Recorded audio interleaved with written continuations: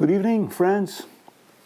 Welcome to the second talk in the series of Universal Brotherhood, which is, as I already told you 2 weeks ago, a fact in nature. The great difference between the idea of brotherhood as taken up in Theosophy and the idea of brotherhood as known elsewhere in society is that in the latter case it is assumed that although brotherhood is very beautiful, is very lofty, it is not yet there. Some think it will never come, others hope it will come one day, but it is not there yet. Even the famous Ninth Symphony of Beethoven with Schiller's poem says, "Oh, if all men would one day become brothers, what a bliss that would be." And although, of course, we sympathize with all those people who strive for brotherhood, who long for it, we say, from the knowledge of Theosophy, brotherhood is a fact. You don't need to strive for it, you have only to become aware of it. Often people look at you with surprise, and sometimes even with annoyance, when you say that brotherhood is a fact in nature. Don't you read the newspapers? They ask. Don't you know that there are many wars in so many places, that there are cruel regimes, that millions are fleeing from their homes, and that in wealthier countries millions of people are depressed and taking antidepressants? Don't you be aware, they continue, of the cruelties that one man inflicts upon another, of the egoism of mankind? How then can you speak of brotherhood as a fact in nature? Some people even get angry with you if you say that brotherhood really exists. Well, the great task of the Theosophical Society, or rather the Theosophical movement, and therefore in fact for any Theosophist, or anyone who cares about Theosophy, is to demonstrate, or at least make plausible, that universal brotherhood is not a fiction, not a wishful dream, not a utopia, but a fact. How can we make that clear? As a matter of fact, the entire immense field of theosophical teachings is a substantiation of this fact. And the difficulty you find yourself facing as a student of Theosophy is how to make it clear to another that universal brotherhood is a reality. In the first place, I think you may try to make it clear that we are talking about spiritual brotherhood. And if you want to understand what that is, you have to dwell a little longer than most people usually do on the origin and nature of the cosmos and man. 2 weeks ago we talked at length about the premise of Theosophy, the first proposition of the secret doctrine, the boundlessness. It is called the unnameable, the unspeakable, but great paradox. We talk a lot about it. And that's good, for focusing your thoughts on the unknowable is spiritualizing. Well, when there is boundlessness, when there is borderless life, a boundless principle, then every being, whether it is a beaver or a mineral here on Earth or a divine being on a distant star in another galaxy, every being belongs to the same community. Then we all have the same parent. Then there is brotherhood. And of course it's always objected, but can you prove it? No, I cannot. But no one can prove that it is not so either. And then the question is, can you recognize within yourself something of that boundlessness? Can you discover within yourself the eternal? Because if you can find it within yourself, then you will see that it is everywhere. Because a little boundless or a separated piece of boundless does not exist. That inner observation will be easier in a quiet place in nature than in the noise of daily life, and therefore try to find the silence within yourself. Beyond that inner search, there is something like what we might call additional evidence. Observe the cosmos and observe life around you. And all our observations confirm the fact that there are no boundaries anywhere. Have we ever seen in the great cosmos, in the immense universe consisting of billions of galaxies, all having billions of stars, have we ever seen a boundary, an end, a border?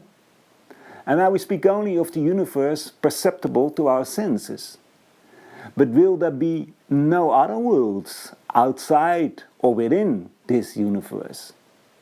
Would only the electromagnetic vibrations we know, such as light and infrared, exist? Or is it not much more obvious that other worlds, invisible to us, also exist? And in the tiny world of an atom, have we ever encountered a boundary there? Have scientists ever discovered an absolute end point in the world of atoms, the tiniest particle? No, they haven't. Think about it. What we do see all the time is movement, constant movement. Did it ever begin? Can you point to beginning? Then will it ever end? And we therefore believe that the second proposition of the secret doctrine, the second proposition of Theosophy, the first one is the boundlessness, and the second follows logically from the first. The second speaks of cyclicity, the coming and going of universes, beings, humans, animals, stars, plants, you name it. All things, all beings have this cyclicity, the coming and going, in common. Finally, and this is another very strong argument for that actual brotherhood, there is everywhere cooperation. You cannot manifest ourselves without the help of others. We truly form a whole, a cooperating oneness. And this cooperation takes place in an hierarchical context. For no being can manifest itself on its own. It always needs other beings to be able to do so. Let me explain. When a universe comes into being, and it doesn't matter whether it is a galaxy or a sun or a planet or a human being, there is always a most evolved being who, as it were, makes a vortex in the boundlessness. It is a beginning of movement in the boundless ocean of life. And that vortex, the most evolved being of the hierarchy which will be formed, awakens the sleeping beings, beings that are not manifested, that are, as we call it in human language, in the stage of death. That highest being of that hierarchy is not an absolute supreme being, for in the boundlessness there are no absolutes. It attracts less evolved beings who help that top of the hierarchy to assemble its vehicle. And the less developed beings are thus born, awakened, you might say, in the sphere of that higher evolved being, the God of that hierarchy. Each such less evolved being also attracts still lesser evolved beings. It's a God to them, and they also attract beings, and so on. Now, every less developed being is equal in its core to the deity of that hierarchy. Let me concretize it. Let's take the solar system as an example. When the sun is born and creates a sphere, other beings, less developed, are awakened by it. They are drawn to that sphere. For example, the planets are drawn to it. And in this way, the planets help the sun to form its body, and thanks to that sun, those planets can manifest themselves. You see, cooperation. Now each planet separately, the Earth, for example, and I speak now about the deity, the top of that planet, is also a hierarchy in itself. So the bird of the Earth, and the consciousness working behind the planet, awakens other beings that are drawn to it, like us, humans for example, and animals and plants. So we help the planet, and the planet helps us, offers us the opportunity to manifest ourselves, delivers us our home, so to speak. And we humans create a sphere for the cells and atoms that make up our bodies, and our mind creates a sphere for the thoughts we think, for thoughts are also living beings, etc. You see, there is one big web of life.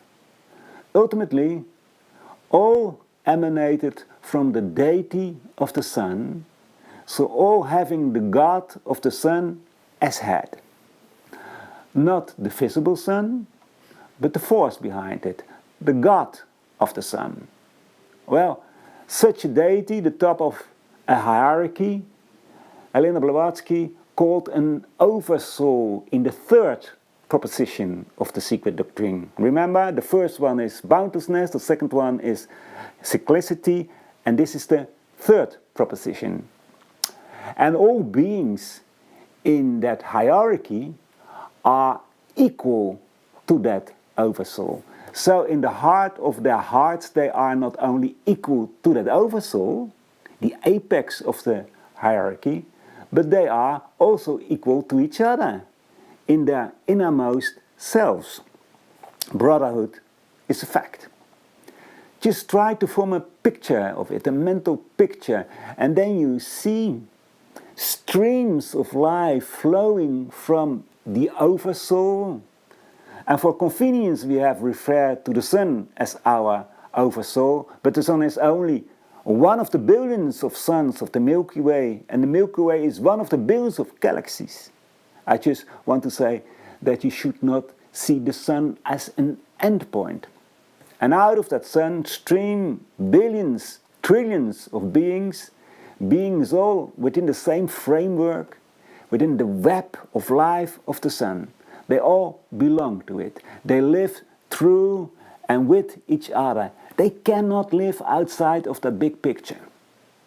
And each such being is itself also a space, a universe, in which smaller beings live, etc. And everything is connected by tens of thousands of wires. Everything has the same goal, to reach the level of the top, become equal to the oversoul, to realize and express unity. So that would be our response to the doubt someone expresses as to whether brotherhood is a reality in the universe. Human beings, in common with all other entities in the universe, are inseparable members of a spiritual unity. And the illusion of separate selves, and therefore equally permanent individual and diverse interests, is due to ignorance of the fundamental facts in nature.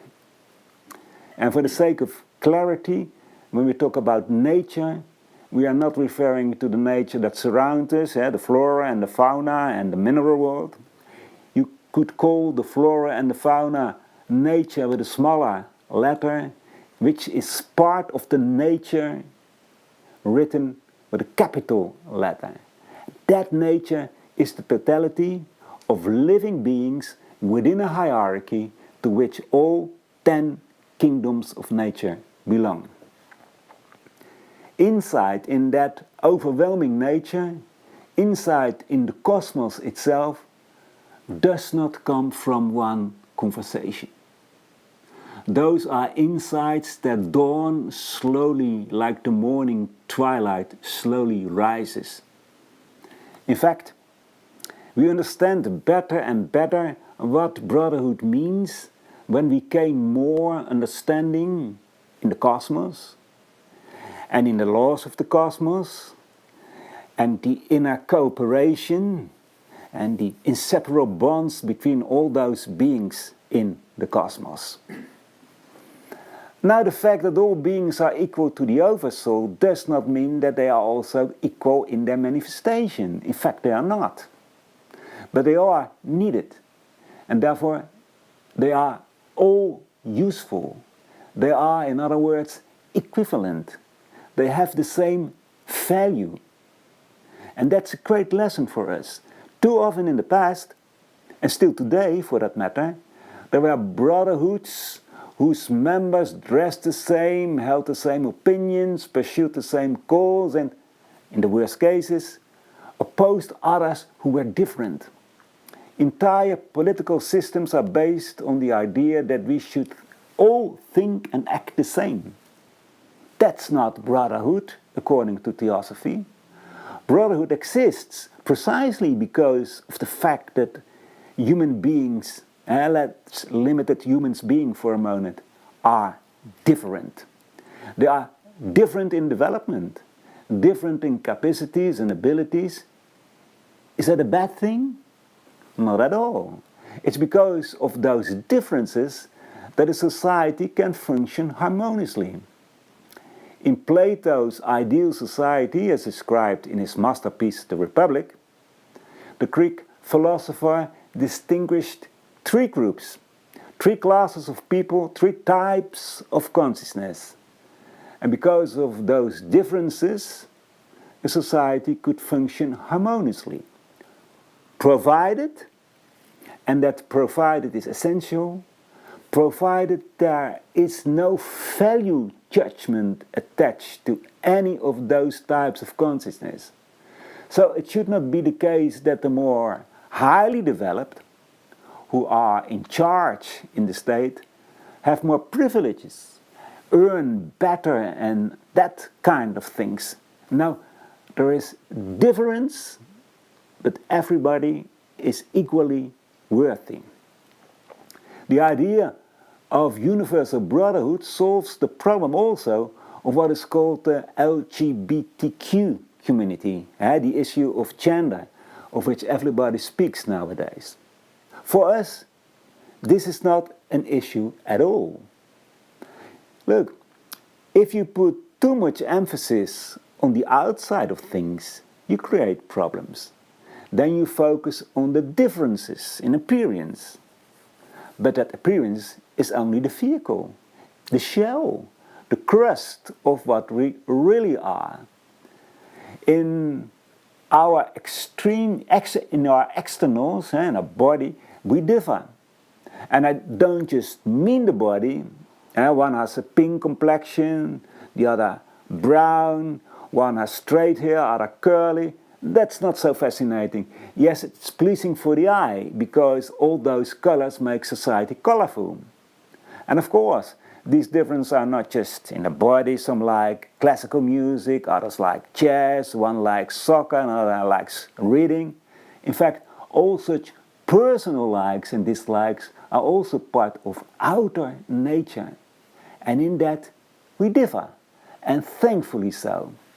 But in the heart of our hearts, we are alike. We are that oversoul. So what really matters, of course, is the inner self, the real human. And that human being is not white or brown, is not man or woman. That human being is consciousness with the ability to think. And we can use that thinking, we can use our mind to focus entirely on the outer world. And then we think that all those differences are essential. But if we use our mind to focus on the underlying force of the manifestation, if we turn inward, then we see the brilliant light of the spiritual sun of which we are all a ray. Then we notice the power of our inner divinity, and we will also approach the other as one who is a God in the depths of his being. That being may play the role of man or woman or any other role on the outer stage. That's everyone's right. But what matters, of course, is the inner being. And when you look within yourself, and as a result you also focus on the inner life of your fellow human beings, you become aware of the underlying unity that underlies diversity. That unity is in utmost sense reducible to the boundlessness of which we are all a part. Or if you narrow it down a little to our hierarchy, we all have emerged, emanated from the top, the deity of our hierarchy, and we are all on our way to develop the consciousness of that God, to unwrap the divine within ourselves. Universal brotherhood is spiritual brotherhood. Now you can rightly say, yes, that's brilliant, that idea of universal brotherhood, but can you prove it? But what is proof? Proof or evidence is conviction. Conviction for the mind, conviction for the heart, for the spiritual faculties within us. So conviction comes from within. We have to think about that ourselves. In fact, the whole field of Theosophical teachings is a plethora of arguments to prove the idea of universal brotherhood. But we have to ponder those arguments ourselves. Using our intellectual aspect, the scientific aspect within us, that connection of things is easy to see. It's a true scientific idea that the action of one reacts on the lives of all. There is an iron law of cause and effect. A certain action in certain circumstances produces always the same result. How could that be if there were no interconnectedness between those things? And we know that interconnectedness exists between all things. You understand that we are not talking about the law of karma, a concept that by now is quite well known in our Western society, although people often do not have the right image of it. And they often see karma as something outside of them, which is not true. Karma exists by the grace of the unity of life. And the unity of life implies that nothing can be outside of us. Well, where in science one assumes cause and effect on the external plane, all the laws of nature we know are based on it, Theosophia enlarges the concept and claims that the same law applies on the mental and spiritual planes as well. Yes, on all the layers of the cosmos there is cause and effect. Of course, we cannot overlook that entire web of life, that cosmic web, which is not only belongs to the outer world, but also to the many different inner worlds, the inner layers of the inner worlds of the cosmos. If we could oversee those many worlds, we could see exactly how certain effects came to certain causes. One of the masters of wisdom and compassion once said, karma is Atma. Only when you turn to the highest within yourself, to Atman, and serve everything, then you understand how everything is intertwined and interconnected. But even at our level, we can already perceive that interrelatedness. and calculate scientific things based on it. How could that be if there were no inseparable interconnections? So because those links are there, brotherhood is a fact. And based on the same argument, you can say that karma is a fact. The only objection you often hear is that people cannot accept it emotionally. Perceiving truths needs not only clarity of thought and perception, but also honesty with yourself. Many times people ask us if something is karma. That question is often related to things they don't like very much, like, I was being bullied by my colleagues, is that karma too? Or my partner left me, is that also karma? Yes, of course, everything is karma. If something were not karma, then suddenly the whole house of cards fell. Then cause and effect did not exist. Then brotherhood was not a fact. But according to us, it's not so. The law of gravity, as far as we know it, always applies. It does not apply sometimes and sometimes it does not. If we drop two objects in a vacuum, they both hit the ground at the same time, always. Why then should karma sometimes not apply? That would be illogical. That would mean that the cosmos is a chaos, a disorganized mess in which the sun sometimes shines and sometimes it does not. And the planets are sometimes attracted to each other and sometimes not. Now, there's always unity. And the unity is the basis of interconnectedness, the basis of the structures of the cosmos, of the cosmic laws, and also the actual brotherhood. This is logical reasoning, scientific thinking. However, there is even deeper evidence, as much deeper awareness. But you can only bring that about yourself. Look, I can explain what love is. I can give 1,000 of examples of loving acts. But you don't really know what love is until you have awakened it in yourself. When you feel love, when you are love. It's the same with brotherhood. Intellectually, we can reason that everything is connected and that there is an overarching life from which we all spring. But only when you feel it, when you realize it, then you are it, and then it's a part of you, and no one can ever take that away from you.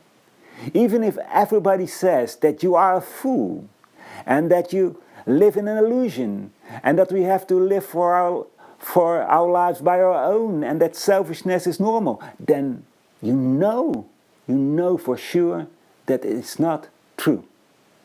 That realization is what we call ethics. And that's not an emotion.